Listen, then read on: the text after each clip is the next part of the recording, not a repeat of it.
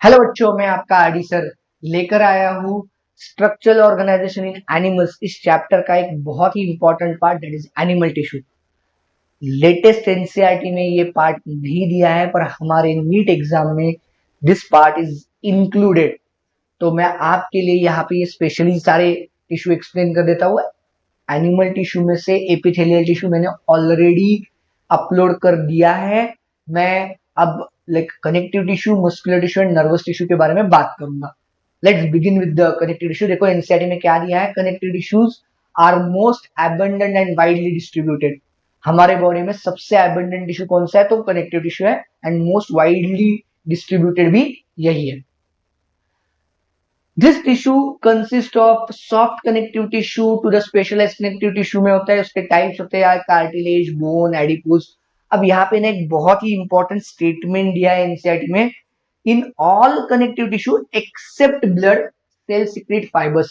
इसका मतलब क्या होता है, मैं आपको 2 मिनट में थोड़ा सा डिटेल इलेबोरेट करने वाला हूँ। एनसीईआरटी में ये थोड़ा सा जल्दी जल्दी में दिया है ऐसे लगा है, तो मुझे it's my job to tell you the everything ताकि आपका कोई भी मार्क्स लूज ना हो।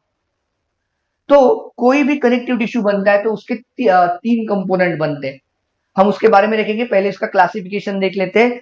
First one is the loose connective tissue which consist of areolar connective tissue and adipose connective tissue. उसके बाद आता है डेंस कनेक्टिव टिश्यू जिसमें dense regular and dense irregular आते हैं, और अल्टीमेटली स्पेशलाइज्ड कनेक्टिव टिश्यू है that includes cartilage, bone, blood and lymph. बराबर है। अब मैं जिसकी बात कर रहा था that is every connective tissue consist of 3 components. Like connective tissue has 3 components invariably. Those are matrix, second one is the cells and third one is the fibres. हम हर एक के बारे में, एक एक के बारे में डिटेल में देखेंगे, क्योंकि आपको ये जो एनसीईआरटी में दिया है थोड़ा सा डिटेल नहीं दिया है। कहीं पे डायग्राम में भूल गए, कहीं पे तो एक लाइन में भूल गए, तो मैं आपको ये डिटेल बता देता हूँ।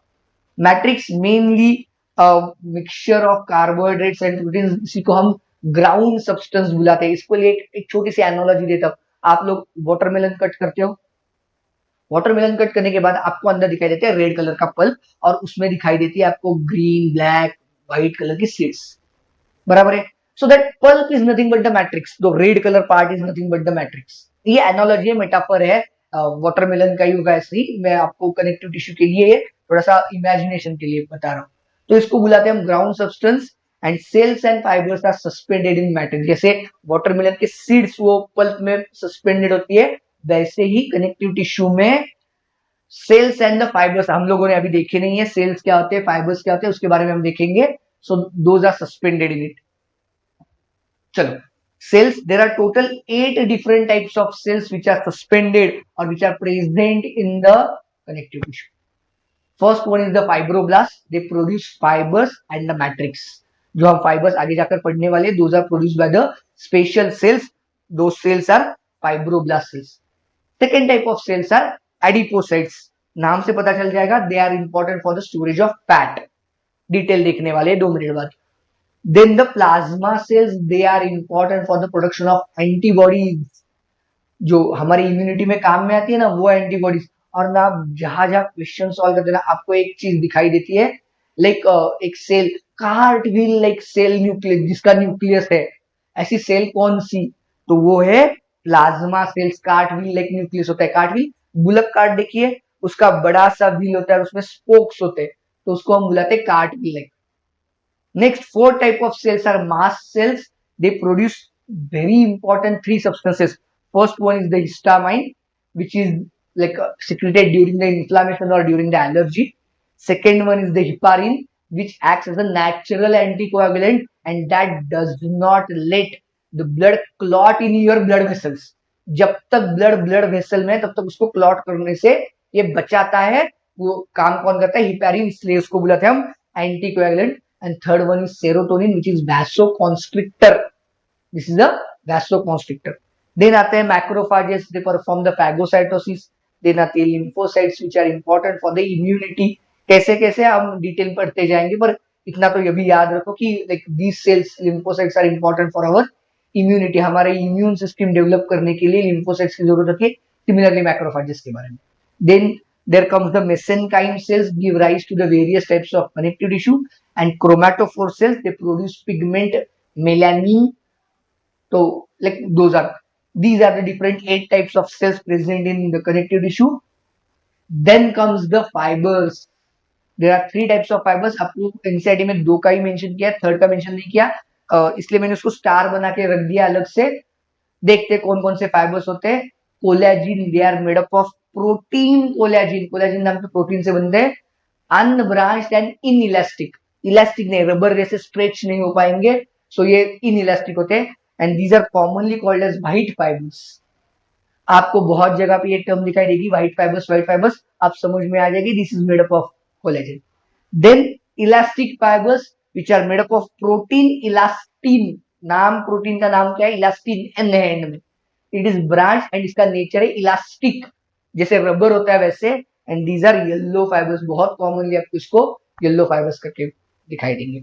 And last one is reticular fibres which are made up of protein reticulin. These are delicate, branched and inelastic in nature. They are inelastic. अब देखते हैं हम पहले लूज कनेक्टिव टिश्यू. उसके 2 टाइप देखे हमने, like areolar connective tissue and the adipose connective tissue. Areolar and the adipose. Areola इसी का मतलब होता है एम्प्टी स्पेसेस. एरियोला का ही मतलब है एम्प्टी स्पेसेस. तो वहां पे आपको एम्प्टी स्पेसेस दिखाई देगी टिश्यू में, इसलिए उसका नाम दिया है हमने areolar connective tissue. Cells and fibres are loosely arranged. Loose connective tissue का टाइप है, तो cells and fibres are loosely arranged. ये देखो मैंने एनसीईआरटी की डायग्राम दी है. ये देखो देखो दिख रही है, फाइब्रोब्लास्ट सेल है, मैक्रोफाज है, मास्ट सेल है. हाँ, यहाँ पे ये कोलेजिन फाइबर्स दिखाई दे रहे हैं, ब्लड वेसल्स है. ये सारी चीजें आपको दिखाई देगी areolar connective. It is present beneath the skin, below the skin, and support framework for the epithelium. It forms the support framework for the epithelium. हमारे epithelium के लिए ये support framework बन जाता है. बहुत बार आपको क्वेश्चन में एक आती है term, it connects integument epithelium, skin बुलाते हैं हम लोग, तो उसको कनेक्ट करने के लिए ये काम है. हाँ, और भी एक है चीज, बहुत बार आप लोगों को कहीं ना कहीं क्वेश्चन में दिखाई देगा. This areolar connective tissue is also called as packaging tissue. जहां पे एम्प्टी स्पेस है वहां पे वो भरने के लिए जाते हैं. हाँ, तो पैकेजिंग टिश्यू करके भी हम उसको बुलाते हैं. Then comes the adipose tissue. Connective tissue है, it is present below the skin and इसका बेसिक काम है स्टोरेज ऑफ फैट, बाकी कुछ नहीं. इसका the most important function of this adipose connective tissue is storage. आप यहाँ पे देख सकते हो, मैंने डायग्राम दी है एनसीईआरटी से लेकर ही. ये देखो फैट स्टोरेज एरिया, बड़ा सा फैट स्टोरेज एरिया है.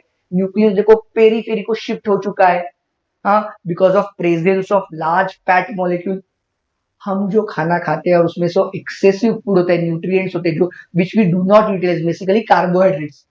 So those carbohydrates are stored, converted into the fat and they are stored in the adipose tissue. हमारे below the skin हो जाता है, हाँ, like abdominal area में, थाई, यहाँ पे वो स्टोर किया जाता है.